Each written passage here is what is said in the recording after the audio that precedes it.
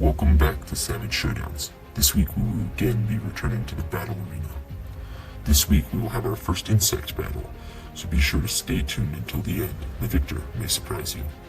Our two competitors this week will be the Vietnamese Giant Centipede and the Goliath Bird Eater Tarantula, the world's largest spider. These two titans of the arthropod world will be evaluated for size, strength, speed, stealth, weapons, and armor, before going head-to-head in the battle arena. First up is the Vietnamese Giant Centipede. Size. The Vietnamese Giant Centipede can grow up to 8 inches long. This makes it slightly smaller than the largest living centipede, which is the Amazonian Giant Centipede, which can grow up to 12 inches long. That said, this centipede is in fact still a giant, with an aggressive disposition and some powerful weapons which we'll discuss later. Strength. Unlike how we usually quantify strength on this channel, bite force and physical feats are more difficult to measure in arthropods. That said, these centipedes have an incredible grip strength that will allow them to hold onto various surfaces while climbing and to hold on to wrestle prey like hunting. This prey includes smaller insects, spiders, worms, and even mice and small lizards. Using this, we can roughly determine the strength of the centipede, even if we can't get an exact measurement like we can on larger animals.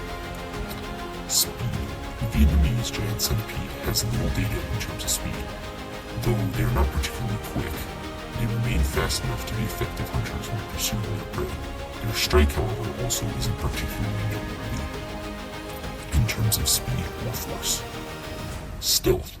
These large members of the class Chilipoda are quite stealthy, easily blending into the forest floor and tree bark, allowing them to both lie in ambush and hunt prey, stealthily stalking towards it as they follow scent trails with their antennae.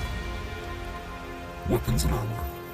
The armor of this centipede consists of a chitinous carapace that runs the length of its body, protecting it from both crushing and piercing wounds. However, there are gaps in the armor at each segment that allow for movement and at the entrances of the legs. Weapons include its long body with many legs for wrapping. However, its biggest weapon is its two modified forelimbs that are used as improvised fangs for injecting a powerful weapon. Its venom is capable of delivering extreme pain to large organisms and usually killing more evenly sized foes. The centipede then uses its jaws, say loosely, to rip its prey apart. In addition, it also has some hooks on the back and on its tail that it can use to grab prey or trick it into thinking it's being bitten when the centipede's head is trapped.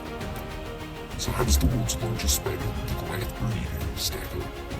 Size. The Goliath Bird Eater is the largest tarantula in the world, with a body span of 4.75 inches and a leg span of 11 inches. It weighs roughly 6.2 ounces, making it heavier than the centipede and most other land arthropods. Strength. As with the centipede and other small animals, we again can't measure bite force, in addition to the fact that this spider lacks fangs to do so with. So once again, we'll measure strength by the prey punch, which includes insects, amphibians, birds, rodents, and even the occasional snake. Speed. Goliath Bird Eater is pretty fast for its size, moving at speeds of up to 3 feet per second. It also has a reasonable strike speed, biting in the blink of an eye with a noticeable amount of force. Stealth. Goliath Bird Eater, much like the centipede, is expertly crafted to match the coloration of its forest floor home. However, it is more likely to lie in wait near its cocooned home made of its webs than it is to actively go out and hunt. Weapons and armor. Like most arthropods, the bird eater has a chitinous exoskeleton that offers armor. However, in addition, it has some tough hairs that can be scraped off as an irritant to large predators, but may also provide a small barrier against more evenly sized foes. In terms of weapons, the bird eater has its fangs that can go up to 1.5 inches long, and it uses these massive fangs to inject the venom that it uses while hunting. And while the Goliath Bird Eater is capable of spitting silk, it does not use this in any predatory sense as some spiders do, as this is entirely used when lining its burrows. And now that we have gotten to know our two competitors, which venomous titan of the undergrowth will emerge on top? Let's find out. Our arena will be a tropical jungle floor, as this is most similar to the environment both of these arthropods live in. Our centipede is crawling around, searching for prey, following scents as it wanders around as it tastes the air with its antennae. Nearby, The tarantula sits and waits patiently, awaiting prey. The centipede moves a little too close, and the spider rushes out, attempting to inject its potent venom into the centipede. However, the centipede reacts and moves its body, its armor causing the fangs to graze it without any piercing or injection. The centipede attempts to wrap its body around the bird eater, using its leg to trap the spider and limit its movements. However, the spider is too large for the centipede, and the centipede simply encircles it with no control. The centipede then attempts to bite the tarantula and manages to bite its leg, injecting its venom. The spider begins to panic and thrashes its pedipalps, accidentally pulling the centipede in front of its fangs, which it bites down on, piercing through its armor with said massive fangs. The centipede thrashes, its initial strategy of encircling the tarantula now working against it, putting it directly in front of the spider's fangs.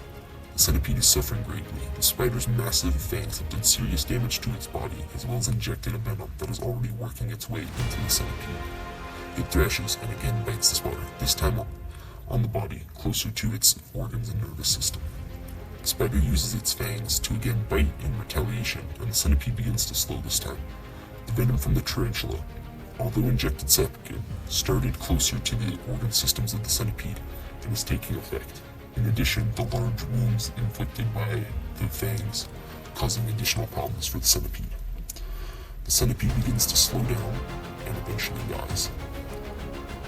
However, once the centipede dies, the spider begins to eat it, and the centipede's venom begins to take effect, and the spider slows down before dying itself. Once again, we have a double death in the battle arena.